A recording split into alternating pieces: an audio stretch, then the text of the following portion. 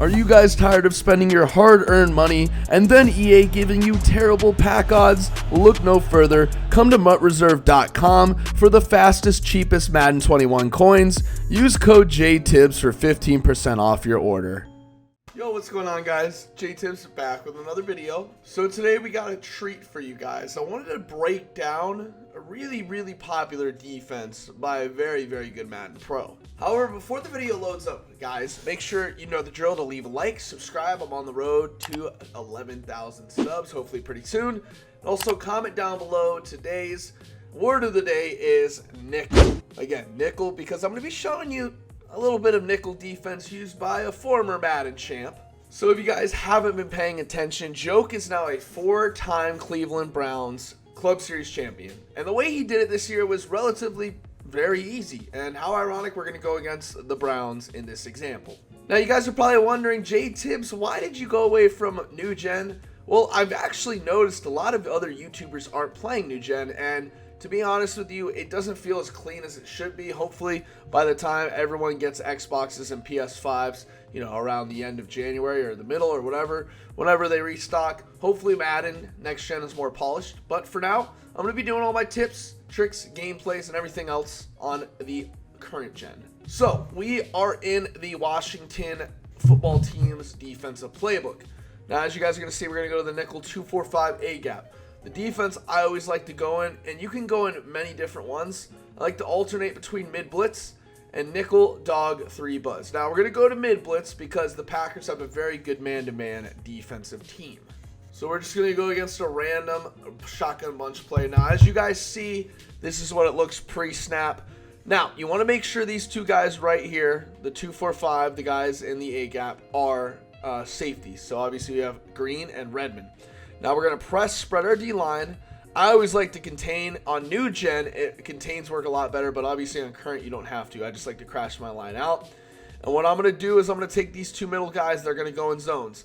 Now, in the running back side, I always like to go ahead and put them on a flat. It just depends. For example, my user is going to be Amos, so we're going to put him on a flat. Our inside guy, we are going to put on a curl flat to prevent anything from hitting the seam. Again, you could, shade up if you want. You can try and put them on a hook curl, whatever the case may be. You can even man them up or put them on a middle third if you want. It's completely up to you, but I always like to put them on a curl flat. So as you guys see, here it is. Now, I like to go ahead and spy this guy just in case they have a fast quarterback. It's Baker Mayfield, so you can bring these guys in the box. And as you guys are going to see, I'm going to stand right here in this gap. I'm going to put my blitzing angle on, and I'm going to touch up. Once I touch up, you're going to see I'm going to retreat like that. And I'm going to make sure I guard everything. Now, very easy to get pressure right there. Again, I'm going to set up the defense relatively fast just so you guys can see it. Boom, it's already set up. So as you guys see, very easy type of setup. I always like to bring him in the box. And again, blitz him, put him in the middle, occupy that center. Once they snap the ball, get his attention, and come off. Now, as you see right there, the X route obviously got open, but I, obviously guard that manually. However, 2 outside edge rush threats and also an inside stuff with our man, I believe that is, I can't remember, Kenny Clark, and then we got Zadarius Smith. We also got Preston Smith on the outside. Now again, like I said, I always like to shade inside, especially on bunch. And what you can do again is if you want, you could blitz this guy and put him on a flat. It's completely up to you, it really is. Now as you guys are going to see, I'm going to touch up again. This should actually come free if I go ahead and pull off at the last second. You got to be very quick with it. It's a little bit hard with 2 controllers. However, it's very important you do these steps. Now, the way Joke won, Joke would rarely ever send a full-out blitz unless it was a long down. He'd spread his line, crash him out. The 2 middle guys would always be on some sort of assignment. So if you want, you can man him up on the tight end and put him in a middle third so that you can't get beat deep, and obviously something like that.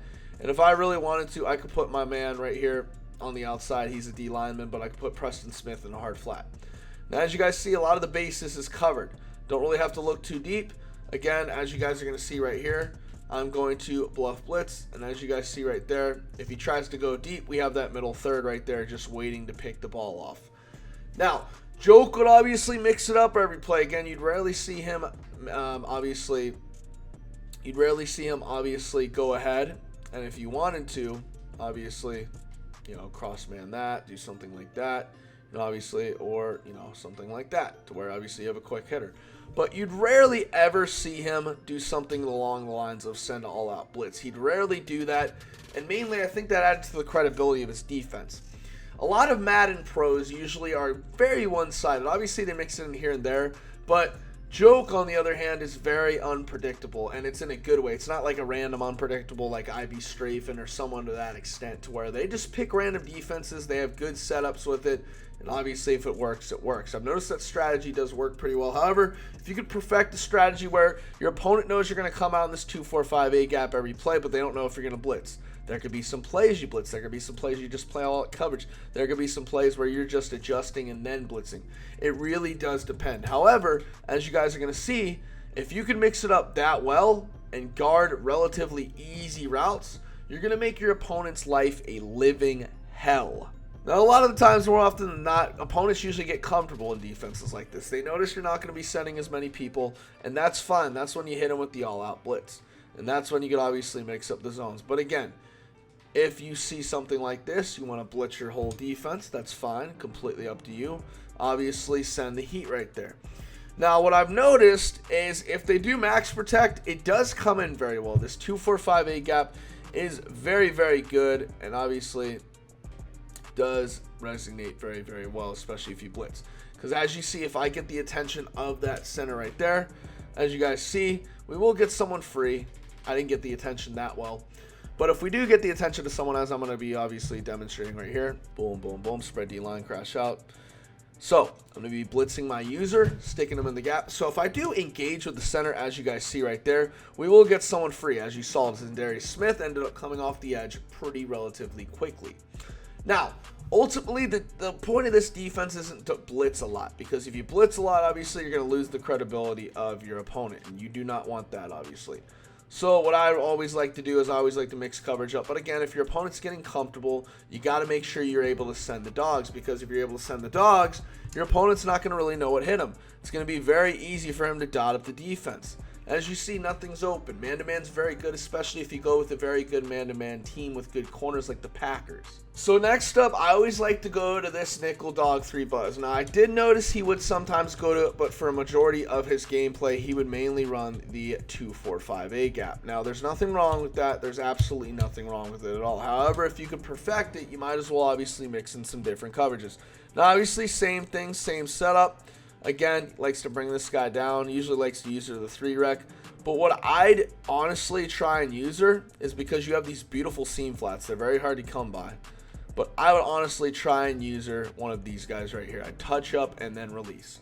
Because as you guys are going to see, if I touch up and release, we're going to get a little bit better of a shed. As you guys see right there, I'm able to go ahead and get some pretty damn good pressure.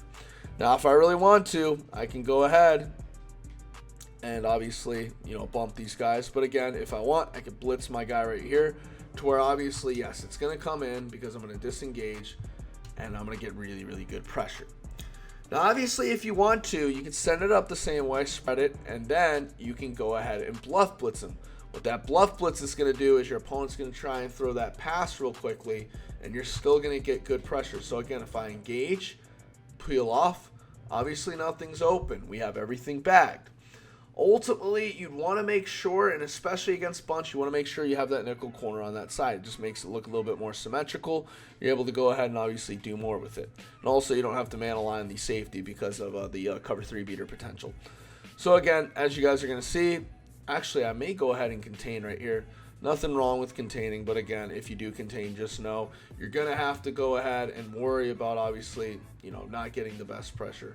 As you guys see right there, not the best throw from Baker, just due to the fact that nothing is open and we're able to shade the outsides relatively well. So obviously, if you want to mix up pressure, that's fine. You guys can go for it. It's completely up to you. But remember, obviously, in a defense like this, you need to make sure, obviously, you're covering all bases. If we are going to send an all-out blitz, we need to understand what we're leaving open. Obviously, I'm going to shade that 3 rec down so he takes anything across the middle shallow. But what I'll do is, obviously, I'll go to the flat. I'll go ahead, because I know that B route's going to be guarded for a little bit, and guard what I need to do. Now, relatively, it's very easy, obviously, if you want, because I always like to send all-out blitzes. It's just something I like to do, especially in this year's game, because they're still really, really good. So what I'll do is I'll just send my all-out blitz. I'll shade inside, and then it'll go to that outside gap right there. And what that does is obviously you're going to go ahead and attract the attention of someone right there, and you're going to get really good pressure. That's what Joke was doing his whole club series, especially against his opponent in the finals. He's able to mix up pressure with coverage. He's able to get inside his opponent's head. And with a defense like this, you got to be willing to play mind games, stay patient, and pounce on the opportunity when it comes. Alright guys, so that about wraps it up for today's video. I hope you enjoyed it, guys. Let me know down below in the comments if you're going to enter our coin giveaway. Obviously, comment down below nickel. And also let me know what you'd like to see next. That wraps it up, guys. I'm JTibbs. I'm signing off, and as always, peace.